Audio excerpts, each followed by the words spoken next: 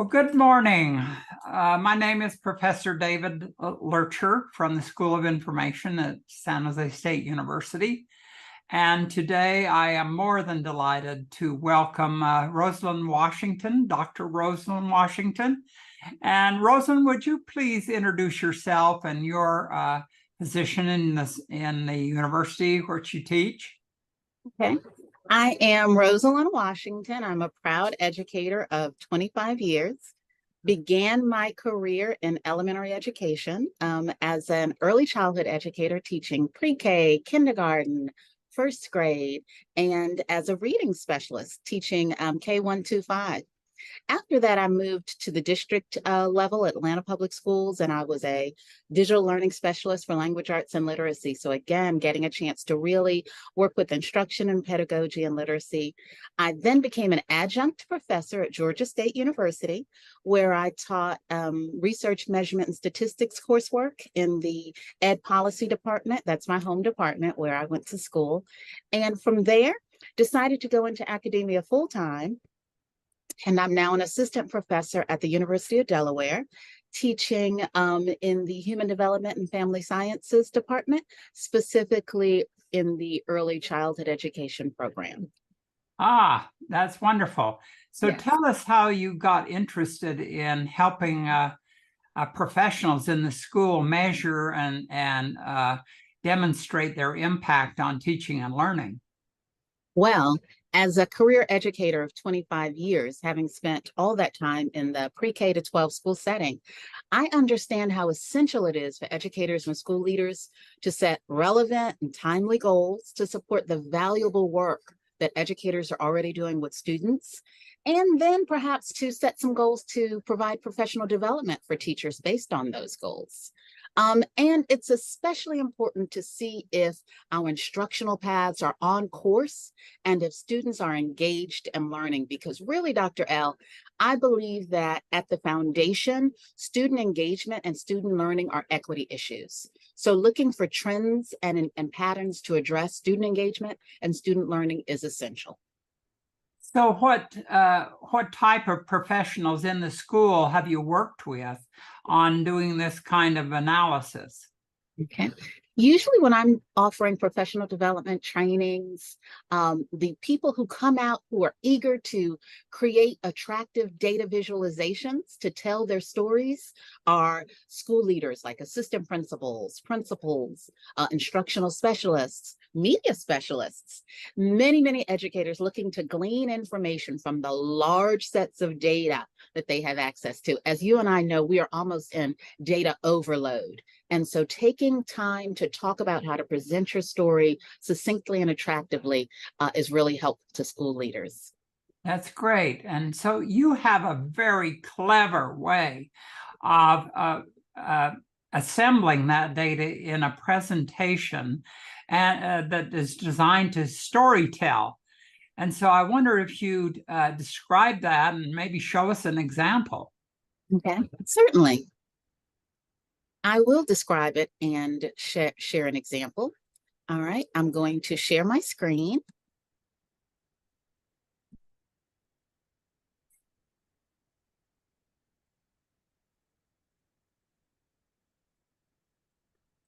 And so on your slide, you see a very attractive data dashboard that I created right here in Google Slides, because it's essential for us to know that it doesn't have to be hard. It doesn't have to be overwhelming. We can create data visualizations to convey the information we need to convey, to tell our own story right here with the tools that we already have. Here's Google Slides. And if you notice, what you see here are literally shapes that I have built out in Google Slides, overlaid with some text boxes. So I'm conveying really important measures, really important information. And then I have simply dragged in, oops, let me move this. I have simply dragged in some charts from Google Sheets. So I have created them in Google Sheets. I have copied them in here, and I have resized them to fit into my data dashboard. Down here, we've got room for a little narrative data. And again, this begins to tell the story of instructional coaching for a special education program for the 2022-2023 school year. Let's look at another data story. This data story here is for fall 2022, and here we're getting a snapshot of grad school data. Again, we'll see that I'm simply using Google Slides, some quick and easy shapes, okay, some text boxes to fill up space, leaving some white space, using my school colors. Let's say that our school colors were purple and gold. And here outlining some really important information about maybe the number of master's students, the number of doctoral students, varying it up with 2 types of font, okay? And then one large chart that's going to convey an essential piece of information, the number of students that applied, were admitted, and placed deposit. Again, a great snapshot of grad school data. And then if we needed to convey some more data, we would simply add another slide, again with a shape or a text box, okay, and a few key pieces of information. And Dr. L, you'll notice that I'm keeping it kind of simple on each slide. I live by the rule of 9. Try to convey around 8, no more than 9 pieces of information on each visualization. So if we count these, that's 1, 2, 3, 4, 5, 6, and really that's enough. Right?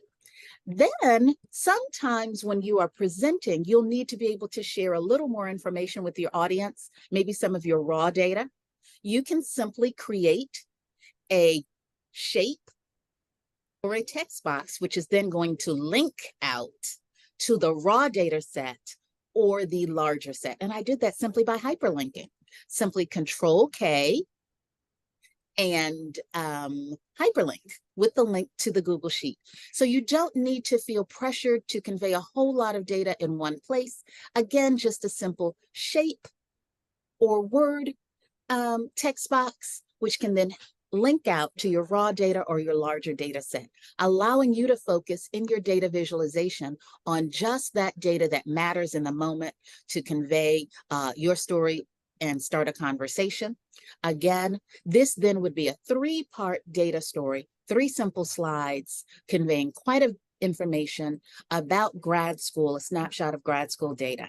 Nice and simple, created right here in Google Slides using Google Sheets. You can do something very similar in Microsoft PowerPoint using Microsoft Excel. Let's look at, in fact, let's scoot down here to a Miami Circle High School and look at a PowerPoint report that I've built out right here in PowerPoint.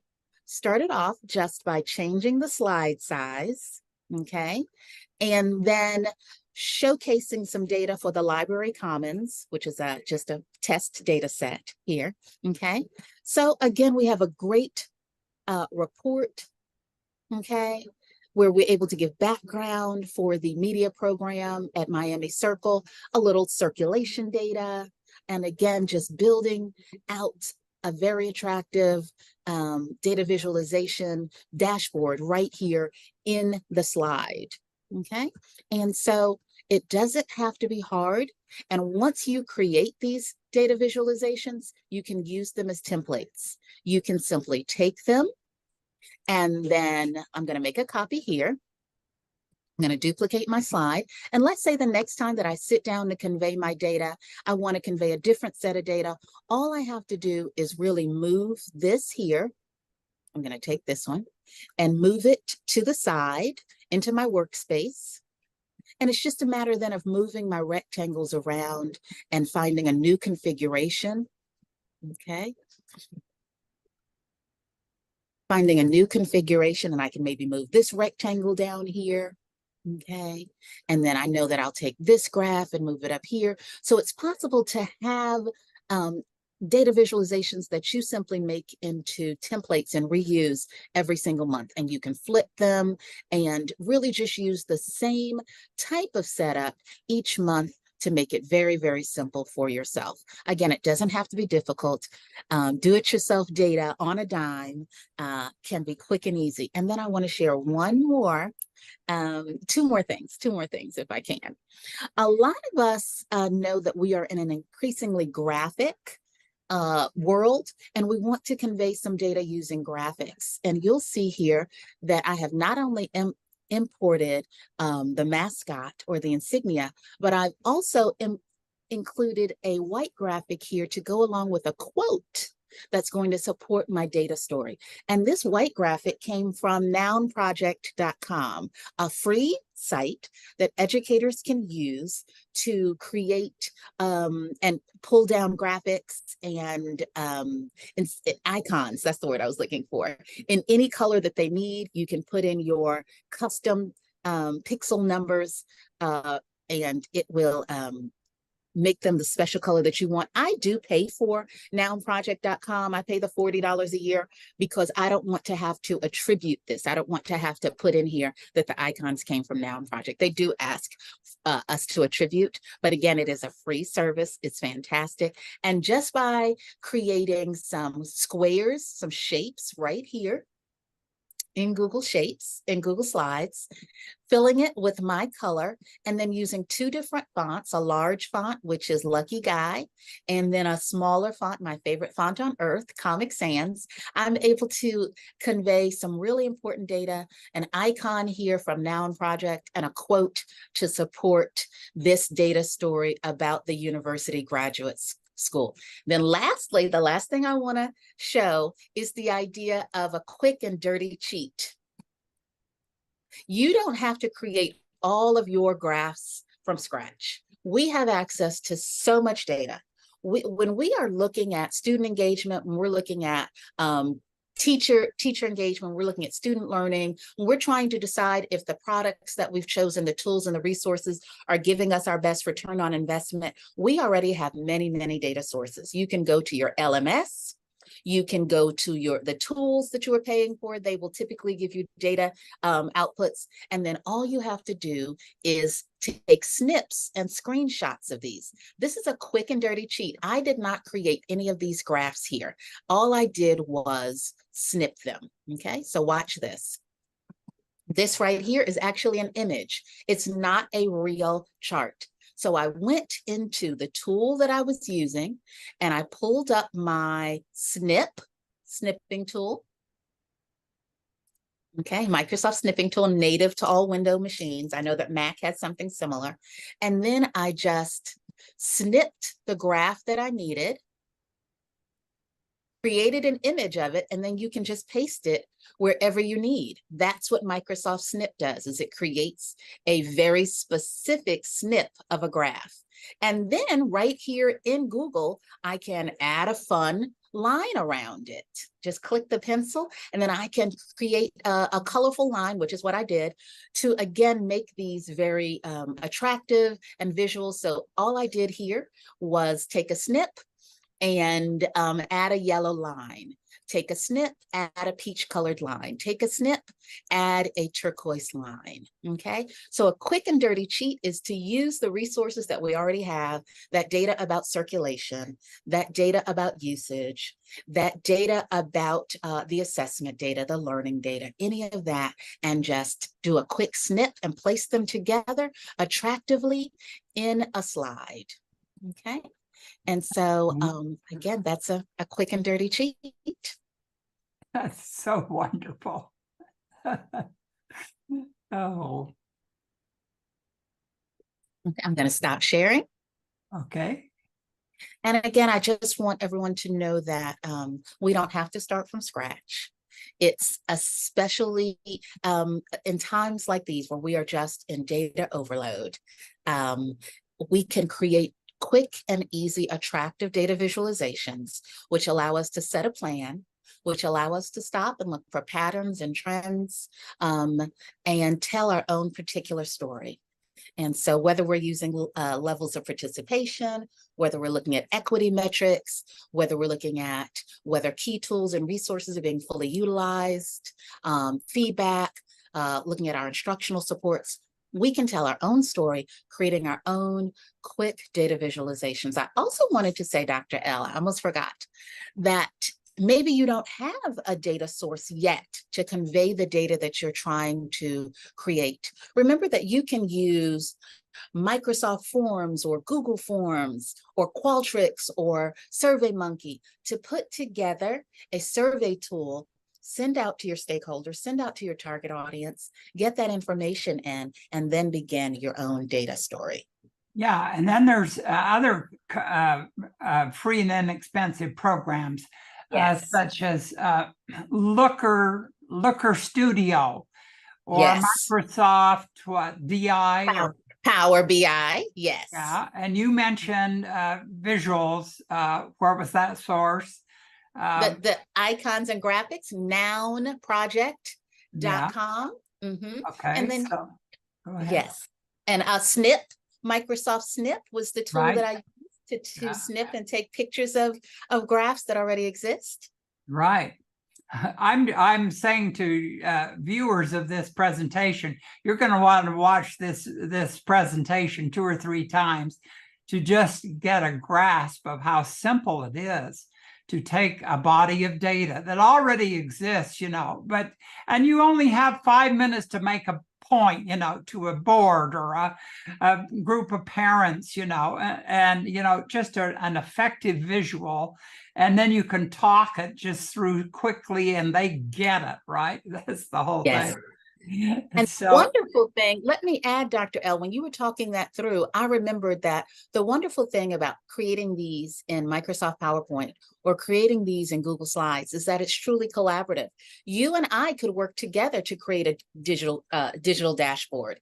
The team, the literacy team, the tech team, the early childhood team can work together to create. Each person maybe could work on one slide. It's truly collaborative. You can work together in real time. Same thing with Google Sheets or Microsoft Excel. You've been working together in there and you could have access. Multiple people could have access at the same time. So it's a great time and place to collaborate, to create truly moving data visualizations. I was just thinking too that one thing teacher librarians can do with a lot of, as they partner with teachers, is to teach this to students themselves who are making a lot of presentations, and they just put up a bunch of words on the screen and they don't know how, and yet it's so easy for them to learn to communicate. What do you think about that? I think this would be awesome, especially for students who are doing research, students who are doing any sort of projects, problem-based learning, project-based learning. I think it lends itself very well to that because I've had students who are trying to show graphs. They don't necessarily know what the graph is. They don't necessarily know the story around it. But if they took time to create a data story, drag those graphs in, put in a little textual data, they would have a greater understanding on it, be more impactful in their projects. Yeah. So our audience is often superintendents and principals and boards of education. What's your for those groups? What is your message to them if they want to ask their various professionals in the school to design such data impact? Okay. Well, just help them choose their data sources wisely, keeping equity and inclusion at the heart, of course. Hone these down to the strongest evidence to support the story that you're trying to tell. And, I want to say that it's okay to point out areas where work still needs to be done as well, because that's often part of the story, right? And so superintendents and principals can create the stories, or they can have the educators that they support with do this. And again, we want to point out the strengths and areas that also need work. And then if they don't have those data vehicles, they can create them. And I want them to know that these can be shared, these can be archived, they can be saved for years and years. They can, with a link, you can simply send them out to your constituents, send them out to your stakeholders. You can place them in your monthly newsletters with a link. It's just fantastic. You can then take a screenshot of the data dashboard and place it wherever it needs to be placed. So useful, so helpful, and really timely and relevant to the work that's going on in schools right now. That's wonderful. Talk to us about your bottom line and all this work that you've done so very well. Thank you. Well, the bottom line is we need to remember that because of the way the human brain processes information, using charts and graphs to visualize large amounts of data is actually very, very helpful. And it's easier than poring over spreadsheets and such. Remember that the ultimate goal should focus on student learning, student engagement, okay? And we should hopefully be telling stories about that, because I truly believe, again, that student engagement is an equity issue, okay? And that ties so strongly to learning. Our students are inundated with so many things right now. We're going through so many things, but let's work out ways to tell stories that support them. Lastly, we talk a lot about student engagement. We talk a lot about student choice, but let's stop and see what our patterns illustrate about teacher engagement. Okay, because teacher engagement, I believe, to be equally important. Again, we want to tell stories that are going to support the awesome work that's being done by the educators in our institutions, in our schools, in our buildings. I'm excited to help people tell those stories. Lastly, I'd like to end on a quote from Sir Ken Robinson, who did some great work with schools and students. And he said that, we talk a lot about the dropout rate. We focus a lot on the dropout rate, but what the dropout rate doesn't tell us and can't talk about are those students who stay in school, who sit in the chairs, but who are totally disengaged and who don't get anything from school. And so we need to focus an equal amount of effort that we do on dropout and retention on working with and engaging the students, and now especially, the educators in our building, focusing on teacher engagement and student engagement. And again, those are equity issues. You are so wonderful. What a gift to those who are watching this, and I'm sure they'll agree. I just want to say thank you 100 times for your wisdom, your ability to communicate, and to help so many professionals who are struggling to tell their stories, and in ways that really demonstrate their value in the school. And I think again emphasize that students can do this also, and Yes, their yes, own. yes. So I'm going to say goodbye and thank you. Thank you. I'm so grateful to have been asked to join today and share and talk about simple do-it-yourself data visualizations and telling your own story. Thank you so much for allowing me to come in and chat today. Bye-bye. Bye-bye.